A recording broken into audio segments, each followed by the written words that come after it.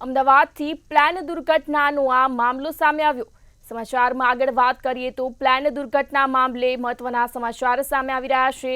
અમદાવાદથી આ સમાચાર, જ્યાં પ્લેન દુર્ઘટના મામલે સૌથી મોટા સમાચાર સામે આવ્યા। સમાચાર અમદાવાદથી, જ્યાં પ્લેન દુર્ઘટના મામલે આ સમાચાર, જ્યાં હોસ્ટેલમાંથી જમીને પરત નીકળતા એક વિદ્યાર્થીનો બચાવ થયો છે। જેતપુરના મિતાંશુ ઠેસિયા નામના વિદ્યાર્થીનો બચાવ થયો છે। મિતાંશુ ઠેસિયા બીજા વર્ષમાં અભ્યાસ કરતો હતો। પ્લેન દુર્ઘટના સમયે આ વિદ્યાર્થીનો બચાવ થયો છે। હોસ્ટેલમાંથી જમીને બહાર નીકળતા જ વિમાન ક્રેશ થયું હતું।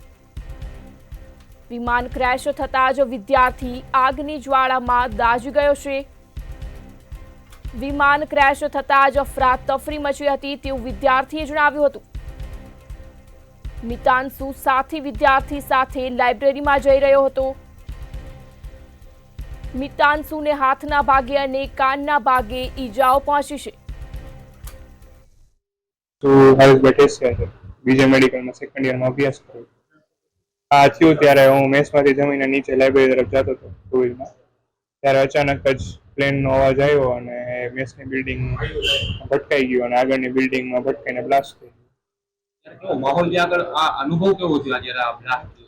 અનુભવ તો એવો કે ત્યારે અનુભવ આવો થયો નથી, આમ અચાનક બી ગયા ને બ્લાસ્ટ થયો અને ભાગવાનું હું બળી ગયો છું થોડોક, જે બ્લાસ્ટ થયો એને કારણે। આગની જ્વાળા દેવી તમારી સાથે કોઈ હતું?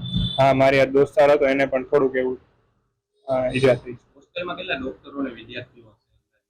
મેસમાં ત્યારે એમ તો 75 થી 100 જણા હશે। તમારી સાથે કોઈ હોય એમનું? હા, સાથે હતા, એમાંથી ઈજા થઈ છે ને અમુક નેક્સ્ટ તમારા બેચમેટ કોઈ હતા એમ? હા, બેચમેટમાં જ છે, કેઝ્યુઅલ્ટી છે। કેટલા લોકો? અમુક દાખલ છે ને 2 જણાનું મોત। પરિવારને મળ્યા કેવો અનુભવ થયો?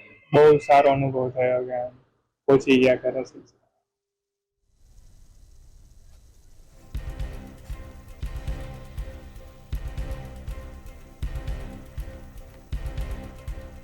સમાચાર અમદાવાદથી સામે આવી રહ્યા છે, જ્યાં વિમાન દુર્ઘટનાનો આ મામલો સામે આવ્યો, જ્યાં મિતાંશુ સાથી વિદ્યાર્થી સાથે લાઇબ્રેરી જઈ રહ્યો હતો।